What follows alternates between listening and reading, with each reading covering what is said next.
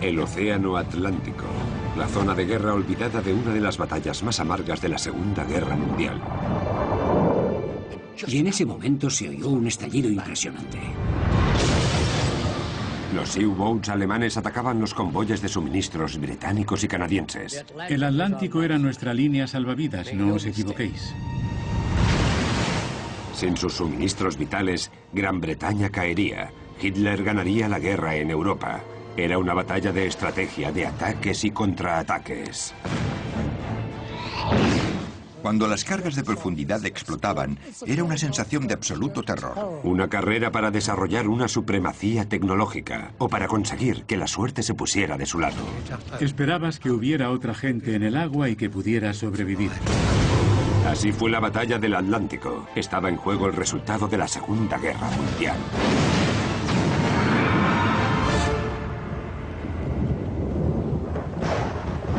Convoy, la Guerra del Atlántico. Un nuevo tipo de guerra. Los U-Boats alemanes se convertirían en una de las armas más temidas de la Segunda Guerra Mundial. El día antes de que se declarara la guerra, el U-30 se apartaba de la costa noroeste de Irlanda. A bordo llevaba 11 torpedos y 44 tripulantes preparados para la caza. Habíamos jurado fidelidad a nuestra patria y a nuestro ejército. Habían pasado 21 años desde la Primera Guerra Mundial. Y entonces era el momento de que luchásemos nosotros.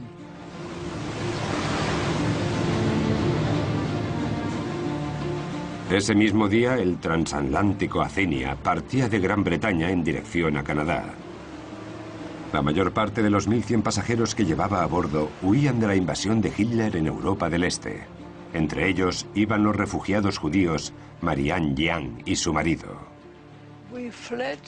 Huimos de la República Checa después de que los nazis la invadieran y decidimos que no queríamos quedarnos en Europa. Sabía que estallaría la guerra tarde o temprano, pero no creí que fuera a estallar justo en ese momento.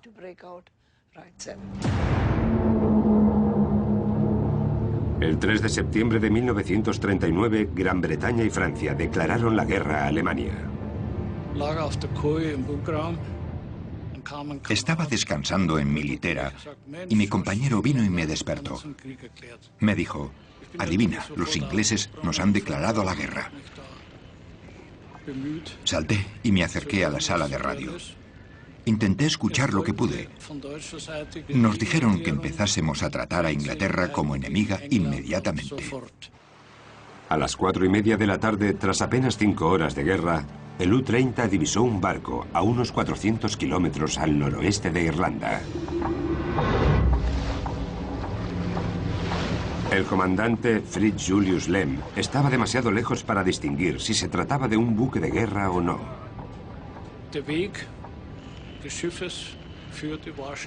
Por el movimiento del barco, sabíamos que se dirigía desde Inglaterra a Estados Unidos o Canadá. Seguimos el barco hasta el anochecer, porque el comandante quiso asegurarse de no cometer ningún error. Pero al ver que el buque apagaba las luces, Lem supuso que el Athenia era un mercante armado y fue directo a por él.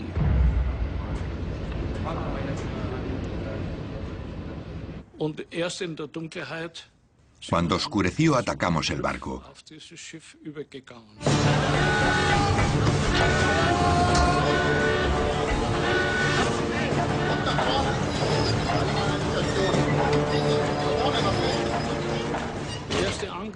El primer ataque fue con 2 torpedos.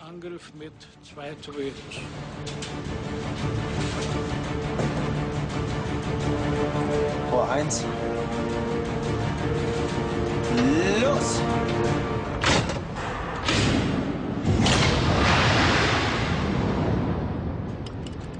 Los torpedos viajaban a una velocidad de 23 metros por segundo.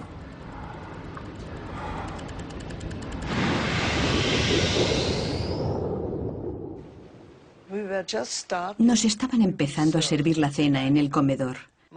Mi marido y su hermano estaban conmigo. Estábamos sentados a la mesa y recuerdo muy bien que tomábamos sopa o algo así. Y de repente oímos una explosión.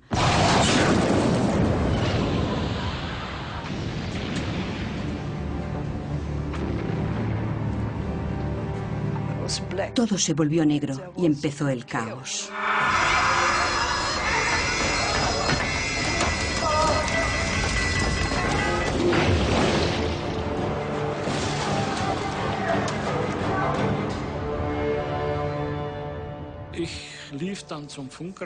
Corrí a la sala de comunicación y oí que la Xenia lanzaba señales de auxilio. Llevaban 1.100 pasajeros a bordo. Dios mío, de repente me di cuenta de lo que habíamos hecho.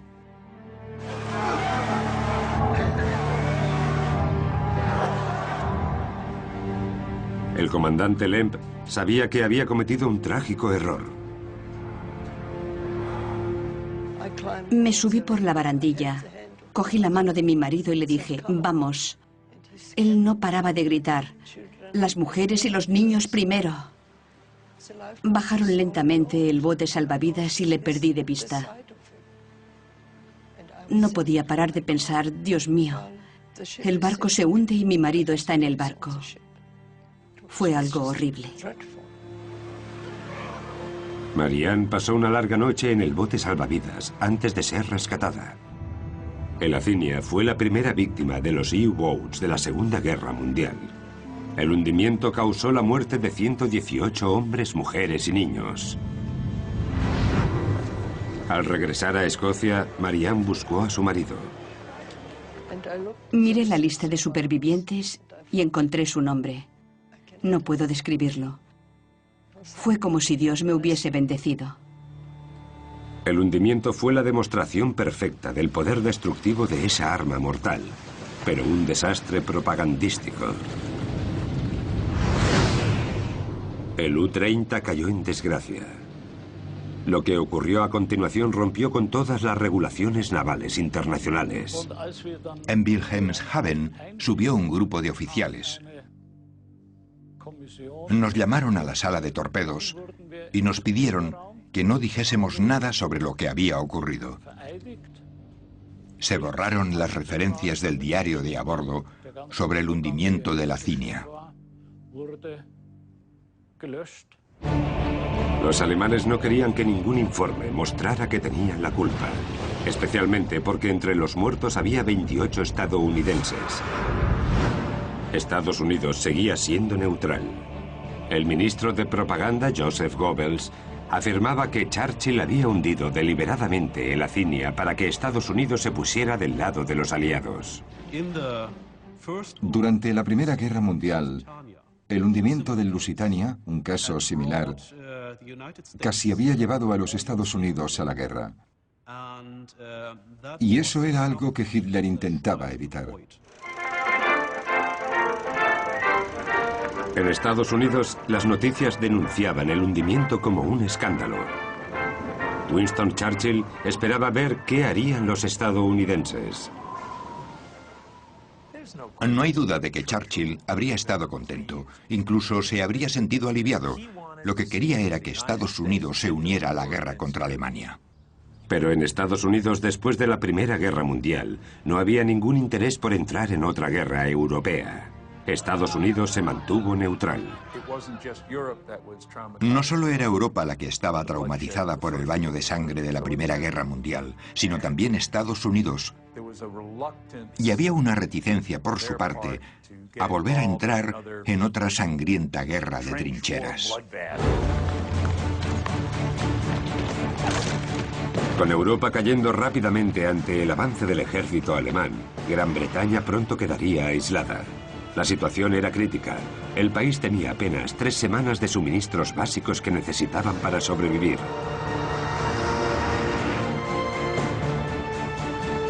Sin ayuda de Estados Unidos, Gran Bretaña recurrió al Canadá. Los adormecidos puertos de Halifax o Sydney, en Nueva Escocia, de repente se convirtieron en el centro de una de las mayores operaciones de suministro que había visto el mundo. Para los canadienses, entonces súbditos del Imperio Británico, no había ninguna duda a la hora de prestar ayuda a Gran Bretaña. Para mí fue una reacción automática. El primer ministro británico declaró la guerra, lo que para mí significaba que Canadá también participaba. 4.500 kilómetros de océano separan Gran Bretaña de Canadá. Un perfecto campo de caza para los U-Boats. Pero Gran Bretaña confiaba que la Marina Real, la más poderosa del mundo, protegiera fácilmente los barcos de suministro. No había tenido en cuenta la voluntad y la capacidad implacable de un hombre.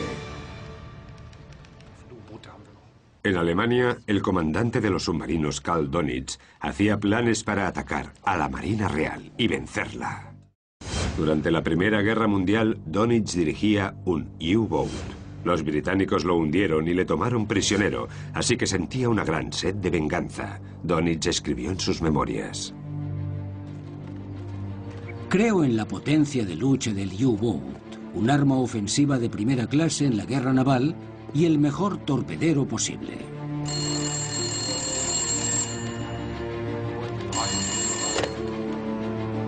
Antes de la guerra, Donitz supervisó personalmente la construcción de la flota de U-Boats. A Alemania se le había prohibido construir submarinos después de la Primera Guerra Mundial, pero siguió desarrollándolos en secreto. Donitz creó rápidamente una poderosa y moderna fuerza submarina. La fuerza motora de esa flota era un U-Boat de tipo 7. Motores gemelos diésel le daban una velocidad de 16 nudos en la superficie, velocidad suficiente para alcanzar a la mayor parte de los buques de carga, y las baterías eléctricas le permitían mantenerse sumergido durante 24 horas. Estaba equipado con un cañón de 88 milímetros, pero el armamento más mortal eran sus 11 torpedos.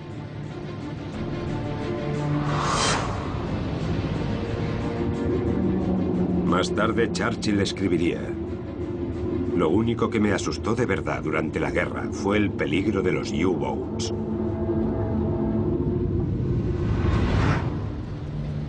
En los primeros meses de la Segunda Guerra Mundial, el comandante de U-Boats, Donitz, ordenó a sus nuevos U-Boats que cruzaran el Atlántico en busca de objetivos. Pero la Marina Real despreció la amenaza. Tenía confianza en que las debilidades de los submarinos significarían su declive. Los U-Boats solo podían viajar bajo el agua durante cortos periodos antes de salir a la superficie para recargar las baterías. Entonces eran fáciles de divisar y de destruir. Y cuando se sumergían, la Marina Real tenía mucha fe en su nueva tecnología antisubmarino llamada ASDIC.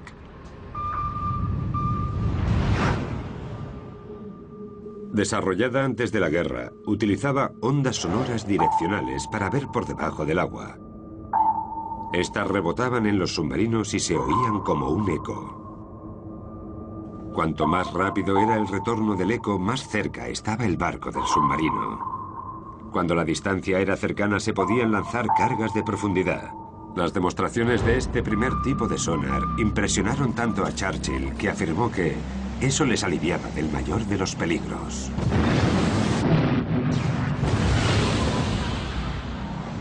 15 días después del inicio de la guerra, 3 portaaviones y 14 destructores equipados con el sonar ASDIC partieron para deshacerse de los U-Boats. Uno de los portaaviones era el HMS Courageous. Con 48 aviones y una velocidad máxima de 31 nudos, era uno de los barcos más importantes de la Marina Real. A bordo iba John Cannon. 15 días después de que empezara la guerra, patrullábamos por la costa sudoeste de Irlanda con una escolta de 4 destructores. Una unidad muy potente. Era un día normal, no faltaba de nada. Los pilotos habían salido a practicar el aterrizaje y el despegue y también a patrullar un poco. Pero el sonar tenía un importante defecto. Su alcance no podía compararse con el de un torpedo. Fuera de la zona de detección acechaba el U-29.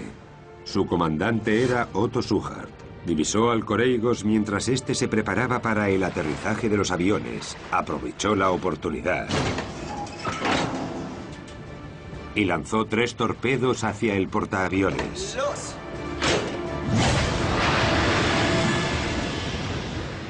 Y recuerdo que miré el reloj. Faltaban 4 minutos para las 8. Y en ese momento se oyó un estallido impresionante.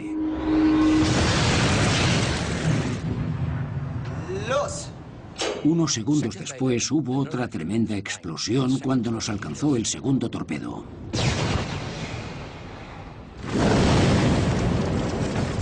Los torpedos abrieron 2 enormes agujeros en el Coreigos. El portaaviones estaba condenado. Corrí hacia la cubierta superior y vi que los hombres ya saltaban al agua. Me deslicé por el estribor del Coreigos, salté al agua y nadé tan rápido como pude para alejarme del barco. Y en ese momento vi que el portaaviones se hundía en el mar y desapareció. El mar lo cubrió como una mortaja y ya no lo vi más. Poco después, todo quedó en silencio, aunque se oía a los hombres nadar.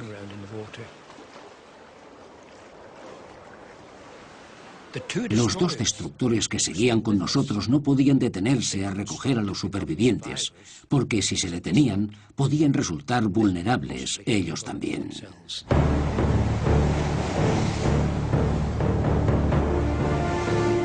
El destructor HMS Ivanhoe iba sin embargo en busca de Otto Schuchard mediante su sonar submarino. El destructor descubrió el característico ping del U-29. Schuchard hizo una inmersión de emergencia a la mayor profundidad a la que había llegado nunca.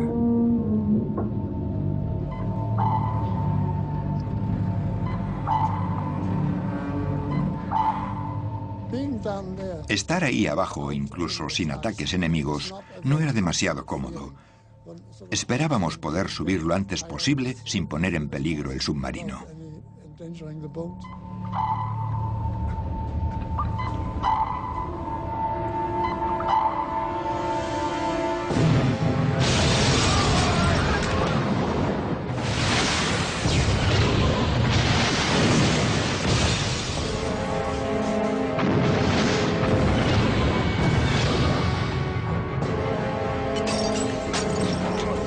Los ataques duraron varias horas, hasta que ambos destructores gastaron sus cargas. Pero Schuchard tuvo suerte y consiguió escapar. De vuelta en la superficie, John Cannon había pasado 2 horas en el agua. Su única esperanza de rescate era dar con algún barco mercante. Estaba casi dispuesto a rendirme. Había estado nadando bastante tiempo y estaba muy cansado. Y es extraño. No creo que la gente pueda entenderlo, pero no temía ahogarme. Estaba tan cansado que solo quería dormir. Nadando a mi lado había un observador de la flota, que debió pensar que me había rendido, y de repente me gritó: «Vamos, vamos, chaval, sigue adelante. Tu madre y tu padre te esperan en casa».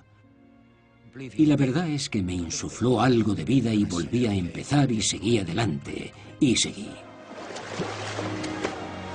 John sobrevivió, pero de los 1.260 tripulantes se perdieron 518. Con solo 2 torpedos, un pequeño U-boat había destruido uno de los barcos más importantes de la flota británica.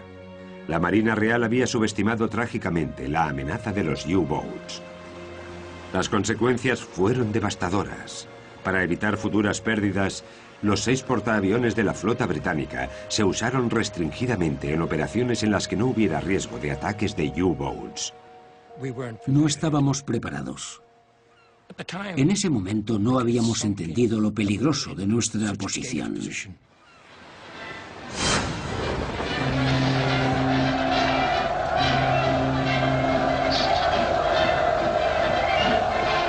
Otto Schuchard recibió una bienvenida de héroe a su regreso a puerto.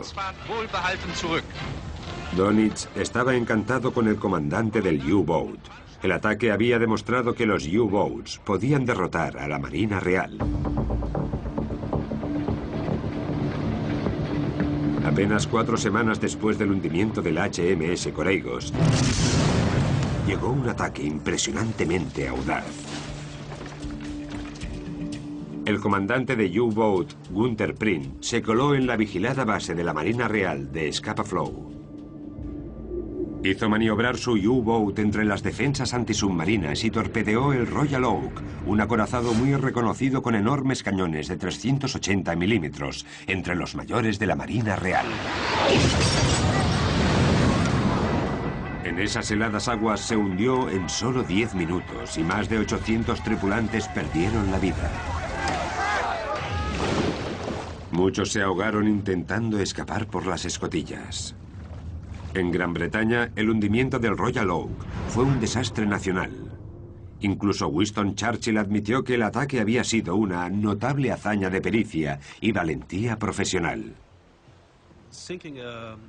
Hundir un buque de guerra con un diminuto U-Boat es lo que podemos llamar una hazaña valiente.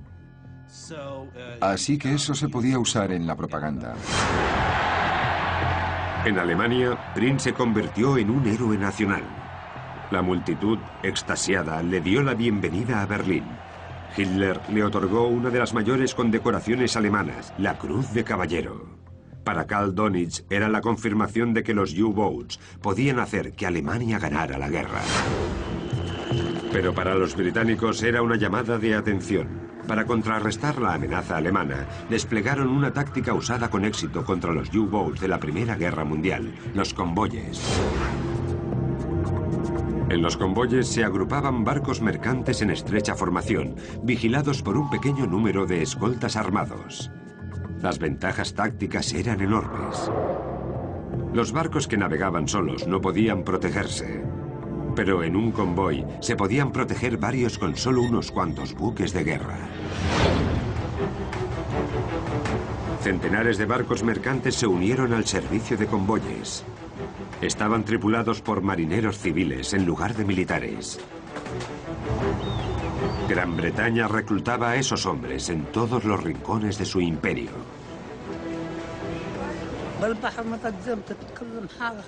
En el mar, todo se une. Nuestro barco tenía ingleses y árabes, y después tuvimos tripulantes indios y chinos de esos países. Me uní a la marina mercante porque me gustaba la aventura del mar. Era algo impresionante. Estos marineros voluntarios trabajaban en cualquier condición atmosférica para llevar los suministros básicos de combustible, maquinaria y comida a Gran Bretaña. Vi un barco encima de una ola y la popa y la hélice daban vueltas y vueltas fuera del agua. Después se vino abajo y solo pude ver agua por todas partes. El agua y la espuma cruzaban la cubierta de proa y se congelaban en las jarcias al pasar.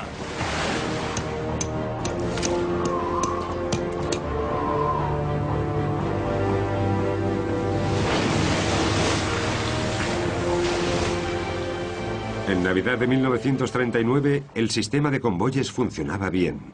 Los U-Boats atacaron a 110 barcos que navegaban solos, pero únicamente se perdieron 4 de los casi 6.000 que cruzaron en convoyes ante los U-Boats. Dönitz se frustraba cada vez más por la falta de éxito de los U-Boats. Había un gran obstáculo que le retenía. Le había pedido a Hitler 300 submarinos, pero le habían dado apenas menos de 60. El principal problema al que nos enfrentábamos era la falta de U-Boats. Teníamos que intentar localizar los convoyes y organizar un ataque concentrado con todos nuestros U-Boats. Dönitz también se enfrentaba a otro obstáculo. Los británicos controlaban el Mar del Norte y el Canal de la Mancha. Para llegar al Atlántico, los U-Boats tenían que navegar por el norte de Gran Bretaña. Eso añadía una semana a su viaje y limitaba gravemente su alcance a apenas unos centenares de kilómetros de la costa irlandesa. Pero una vez más, la marea de la guerra estaba a punto de cambiar.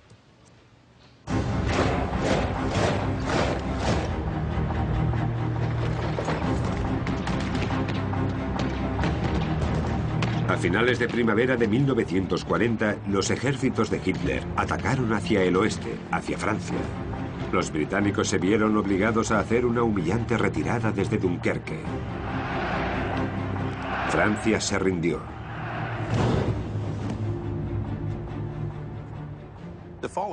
La caída de Francia lo cambió todo. En ese momento, toda la sensación de que era una guerra controlada, limitada, quizás incluso una extensa guerra europea, desapareció. Gran Bretaña se vio empujada hasta el límite. Para Dönitz, eso suponía una oportunidad increíble. El día después de la rendición se dirigió hacia la Bretaña, en la costa francesa. Sus U-boats tendrían entonces acceso directo al Océano Atlántico. Alemania se convirtió entonces en una gran potencia con bases atlánticas defendibles. Los submarinos alemanes estaban una semana más cerca de las principales rutas atlánticas de navegación. Eso aumentaba mucho el tiempo de permanencia en el mar y su efectividad. Dönitz estableció una base en el puerto de Lorient y organizó su cuartel general en una elegante villa con vistas al puerto. La construcción empezó con enormes corrales de U-boats, construidos con cemento reforzado de hasta 7 metros de grosor. Las puertas blindadas y las plataformas de armas los convertían en fortalezas independientes en las que los barcos podían repararse y abastecerse. Desde esas enormes catedrales de cemento, todos los barcos del Atlántico Norte estaban desde ese momento al alcance de los ataques de los U-boats. Y ya les habían dado permiso desde Berlín para iniciar una guerra submarina sin restricciones.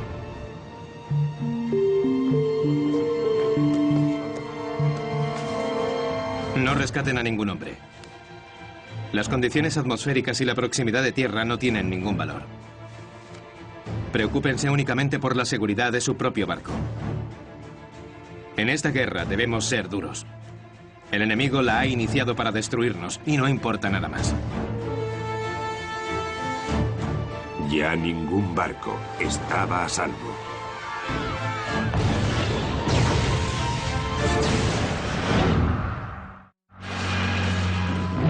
En 1940, con la Luftwaffe alemana atacando las ciudades británicas, algunos padres decidieron enviar a sus hijos al otro lado del Atlántico para que estuvieran más seguros. Tenía 11 años y mis padres decidieron que como la guerra se acercaba a Gran Bretaña, yo tendría la oportunidad de ir a América. Un año después del inicio de la guerra, Colin Ryder Richardson se convirtió en uno de los 90 niños evacuados que se marchaban a Canadá a bordo del transatlántico City of Benares. Cuando el convoy llegó a 800 kilómetros al noroeste de Liverpool, su escolta de la Marina Real les abandonó para unirse a un nuevo convoy, creyendo que estaban lejos del alcance de los U-boats. La quinta noche del viaje, les dijeron a los niños que era más seguro que durmieran con el pijama en lugar de vestidos y con los chalecos salvavidas. Estábamos un poco nerviosos, pero nos aseguraron que estábamos a salvo y que podíamos relajarnos.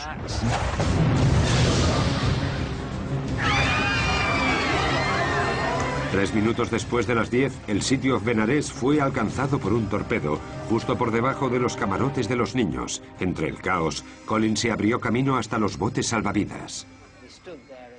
Nos quedamos ahí mientras el resto de los niños aparecían, llevando apenas batas y zapatillas, y ositos y otras cosas así, sin saber qué iba a pasar a continuación.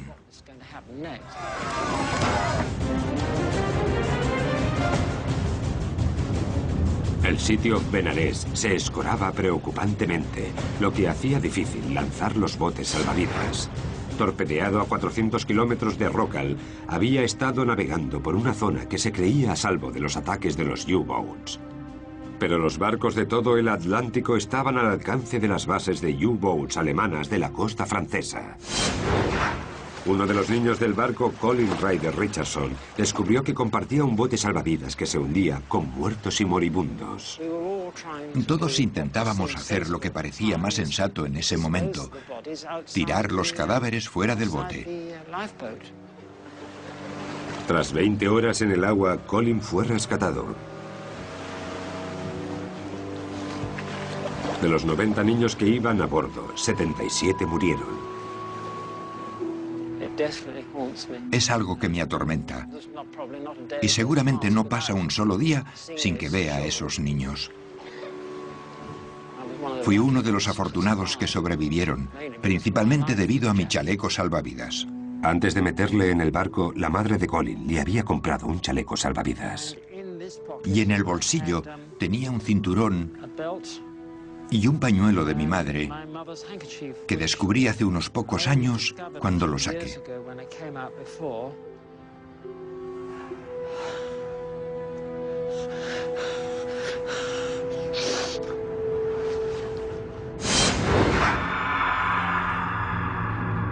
El hundimiento del City of Benares conmocionó al mundo. Los periódicos lo denunciaron como un crimen de guerra. Pero para la Marina británica suponía una noticia devastadora. Los U-Boats, que habían empezado a operar desde las bases francesas, podían atacar por todo el Atlántico y perseguir a los convoyes durante más tiempo. La batalla del Atlántico había entrado en su fase más mortal.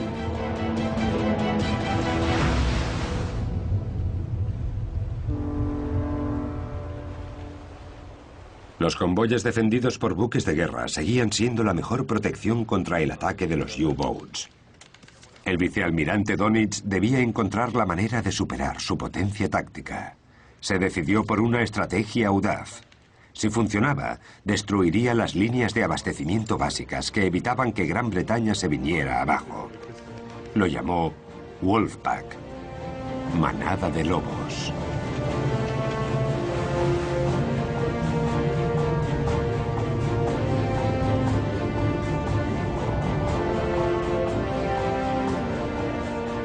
El océano Atlántico cubre 77 millones de kilómetros cuadrados.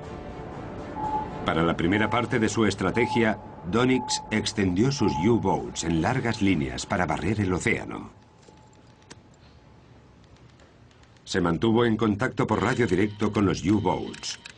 Para evitar alertar a los aliados, utilizaban un ingenioso sistema de codificación llamado Enigma. Al tener más submarinos en el Atlántico, desde el mando llegó la orden de que, al ver un convoy, debíamos avisar del avistamiento a la base y evitar atacar.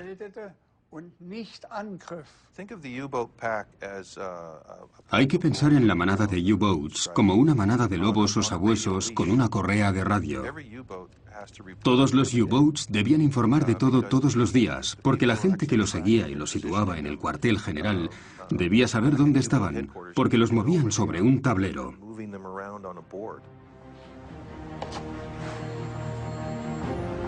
Cuando Dönitz daba la orden, los U-Boats debían atacar, no por debajo del agua, sino en la superficie, donde eran más rápidos y maniobrables y donde no podían ser detectados mediante el sonar. El golpe maestro final era atacar por la noche, cuando era casi imposible divisar su pequeña y elegante silueta. La prueba definitiva para la estrategia de Dönitz llegó cuando el convoy SC-7 inició su viaje de 17 días desde Canadá hasta Gran Bretaña. 35 barcos cargados con acero y madera. Pero muchos de los barcos del convoy eran viejos y lentos, y los recursos de la Marina Real tenían tanto que hacer que solo había una pequeña escolta disponible. Era el objetivo perfecto para los Wolfpack.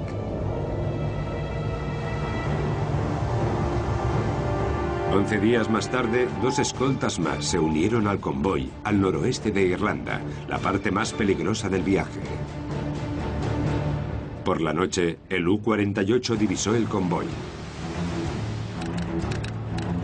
Informó de su posición a Dönitz. Dönitz ordenó a los U-Boats que estaban en espera que convergieran sobre el convoy. Llegaron 2 días después. Un grupo de 5 U-Boats atacó directamente. A bordo del barco que encabezaba el convoy iba Charles Gonsalves. Era una noche de luna clara y, por supuesto, los comandantes de los U-Boats podían ver las siluetas de los barcos. Y fue entonces cuando atacaron.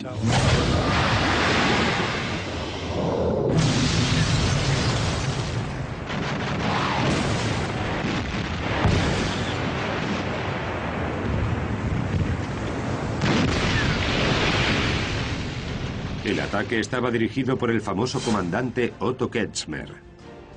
Hundiría 250.000 toneladas de suministros. Su apodo era el rey del tonelaje.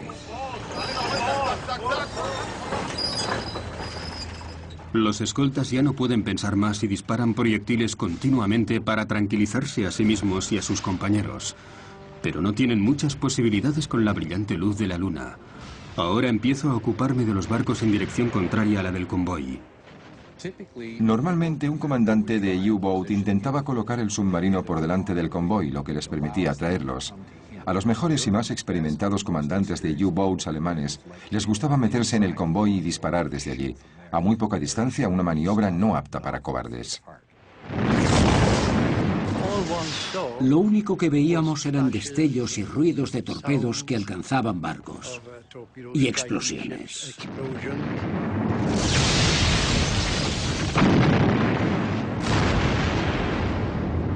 El U-101 hundió el barco de Charles Gonsalves.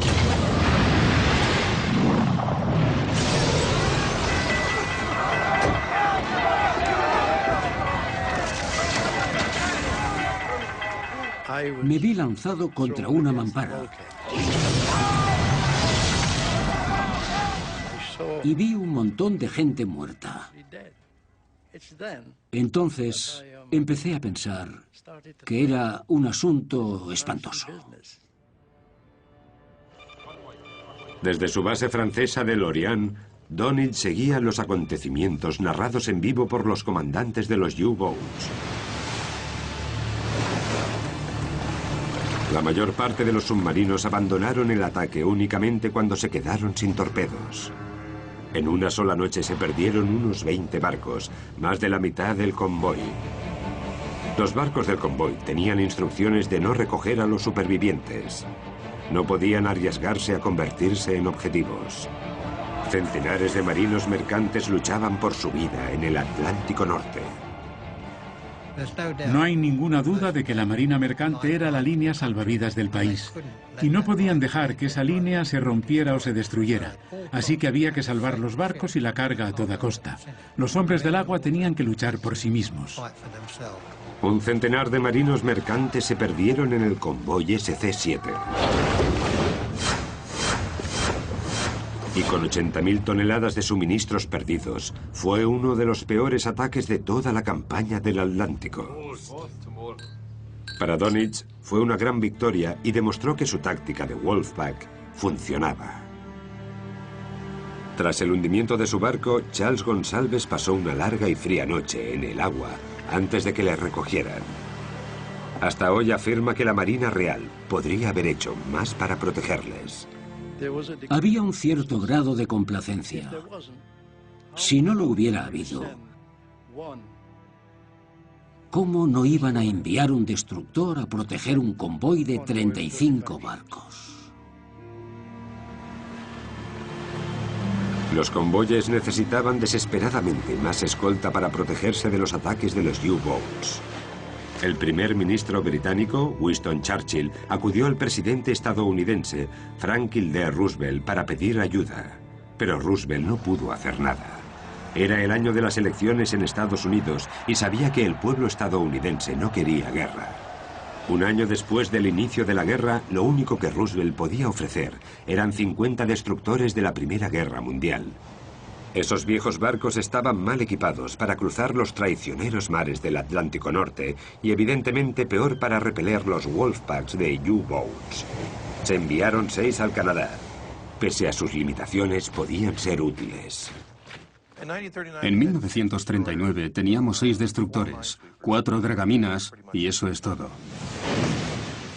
Los destructores de la Marina canadiense eran obsoletos. Los barcos que habían recibido de la Marina Real eran auténticos saldos de segunda mano. Y a los canadienses no solo les faltaban barcos, necesitaban marineros para tripularlos. No era extraño que un barco, fuese un destructor o una corbeta, saliera al mar, como he dicho, literalmente con una gran parte de su tripulación que nunca en su vida había salido al mar.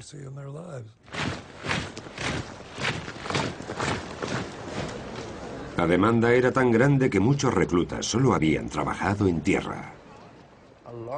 Un gran porcentaje de marinos venían de las praderas. Nunca habían estado en el océano, nunca lo habían visto. Quizás los campos de trigo parezcan un océano o algo así. La poca preparación de la Real Marina canadiense no pasó desapercibida a los ingleses. Los británicos habían desarrollado un concepto de la Real Marina canadiense de torpe e incompetente. La Marina canadiense solía ser menospreciada por la Marina Real, que la llamaba la Real Marina Colisionadora o la Real Marina Colisión. La Real Marina canadiense necesitaba una total revisión si quería jugar un papel en la guerra de los U-Boats. Pero lo que normalmente hubiese tardado años de planificación debía conseguirse en cuestión de meses. Canadá inició un enorme plan de expansión para proporcionar escoltas a los convoyes atlánticos que llevaban suministros básicos a Gran Bretaña. Solo había un tipo de barco que pudiera construirse lo bastante rápido y en cantidades suficientes: la corbeta. Cualquiera que pudiera retorcer el acero y colocar un remache podía construir una corbeta.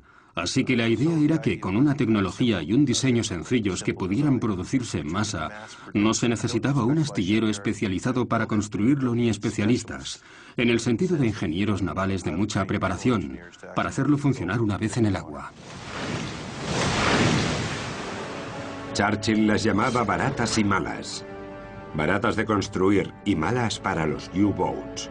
Las corbetas estaban equipadas con un cañón de 100 milímetros al frente y 2 rieles de cargas de profundidad en la popa. Estos robustos barcos se habían diseñado originalmente para cazar ballenas. Sus probados motores de vapor eran útiles en las guerras intensas y cortas, lo que también era útil para cazar U-Boats. Pero su diseño básico y pasado de moda era muy limitado. El objetivo principal de la corbeta en términos de servicio era bastante humilde. Iban a ser una especie de peones para cualquier tarea en la costa. Nadie esperaba que esos barcos llevasen la carga de la guerra en el Atlántico Norte. En el picado mar abierto era la tripulación la que notaba toda la fuerza del mal funcionamiento de la corbeta. El puente era completamente abierto, así que era una bañera gigante. Te mojabas por el mar que rompía por delante y por el agua que caía desde encima. Cuando las corbetas estaban en pleno océano, descubrían que el tiempo era demasiado duro para ellas. Su comportamiento estaba muy por debajo de lo esperado. La gente solía estar mojada durante días. Dormía con la ropa mojada, trabajaba con la ropa mojada. Tenían mucho frío y a menudo también miedo. Pero por el momento las corbetas eran la mejor esperanza para derrotar a los U-Boats de Hitler. Y en el Atlántico pronto entrarían en combate con los Wolfpacks. Peter Cook estaba en el convoy que vio la primera acción decisiva entre corbeta canadiense y U-Boat. Normalmente se necesitaban 2 barcos para deshacerse de un submarino. Uno para colocarse a un lado y localizarlo, y el otro para lanzar las cargas de profundidad. Así que lo buscaban con un barrido de las Dick e intentaban encontrar el eco. Mientras corrían para reforzar a un convoy atacado, las corbetas Chambly y Moose Jaw detectaron un U-Boat. El Chambly lanzó sus cargas de profundidad. El U-501 salió a la superficie. Al ver al U-Boat, Moose Jaw alteró su rumbo para atacar al submarino. Enseguida hubo una acción rápida y decidida en la que el Moose Jaw asestó un golpe brutal. Y en ese momento, cuando la corbeta y el submarino estaban uno junto al otro, el capitán del U-Boat salió de su torre hacia el castillo de proa del Moose Jaw. Después, los barcos se separaron. La tripulación del U-Boat consiguió controlar nuevamente el submarino y hubo un poco de persecución hasta que al final el submarino fue derribado y hundido. El comandante del U-Boat y la tripulación superviviente del U-501 fueron tomados prisioneros. Pero las corbetas no podían ser más que una medida de contención transitoria. Durante el otoño de 1940, los Wolfpacks atacaron implacablemente los convoyes como blancos fáciles. La situación era crítica. El suministro de comida a Gran Bretaña había caído a su nivel más bajo desde el principio de la guerra. Todo lo que había entre Gran Bretaña y la derrota era el heroico sacrificio de los marineros voluntarios. 3-0 submarino iniciando el barrido. Algunos tripulantes en su primer barco solo hacían unos días de ruta antes de ser hundidos y morir. Apenas habían estado unos días en servicio. Era más peligroso ser marino mercante que luchar en cualquier nivel de las Fuerzas Armadas británicas o canadienses.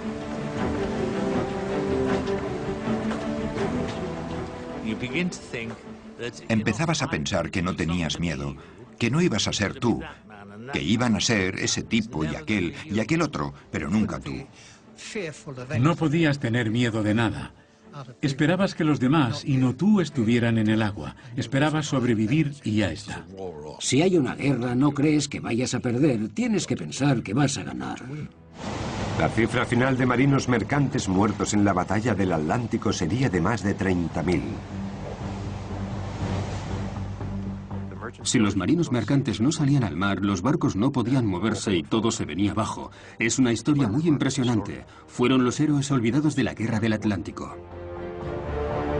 La estrategia del Wolfpack de Dönitz tenía un éxito asombroso. Convenció a Hitler para que le suministrara más U-Boats. Con 29 submarinos más prometidos por mes, Dönitz estaba todavía más confiado en ganar la guerra para Alemania. Para Winston Churchill, la situación era desesperada. Los U-Boats de Hitler estaban cerca de matar de hambre a Gran Bretaña y forzarla a someterse. ¿Qué ocurrirá si nuestros barcos mercantes se hunden y no podemos traer la comida que necesitamos para alimentar a nuestro valiente pueblo? Los británicos debían encontrar una contramedida para destruir los Wolfpacks de los submarinos o enfrentarse a una derrota segura. Y pronto tendrían una nueva tecnología, una nueva arma secreta, que esperaban que hiciera exactamente eso.